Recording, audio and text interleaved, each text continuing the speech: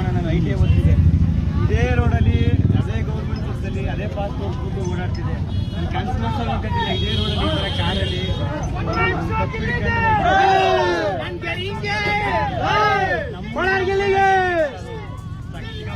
ನೀವು ಕಾಮಿಡಿ ಮುಖಾಂತರ create ಮಾಡಿದ್ದಾಯ್ತು. But ಈಗಿನ ಇದನ್ನ ನಿರೀಕ್ಷೆ ಮಾಡಿದ್ರ ಯಾವತ್ತರ ಕಂತ ನಂತರ ಅನ್ಸುತ್ತೆ. ನಿನ್ನೆ ನೈಟ್ ಮಾತಾಡೋ ಕೂಡ ಹೇಳ್ತಾ ಇದ್ರಿ ಉಳಿಸ್ಕೊಳ್ಳೋಂಥದ್ದು ಎಷ್ಟು ಜವಾಬ್ದಾರಿ ಅನ್ಸುತ್ತೆ. ಅದೇ ಅದು ಹೋಯ್ತು ಜಾಸ್ತಿನೇ ಐತೈತೆ ನಾನು ಜವಾಬ್ದಾರಿ. ಈಗ ಭಯ ಜಾಸ್ತಿನೇ ಐತಿದೆ, ಖುಷಿಗಿಂತ ಭಯನೂ ಜಾಸ್ತಿ ಐತೆ.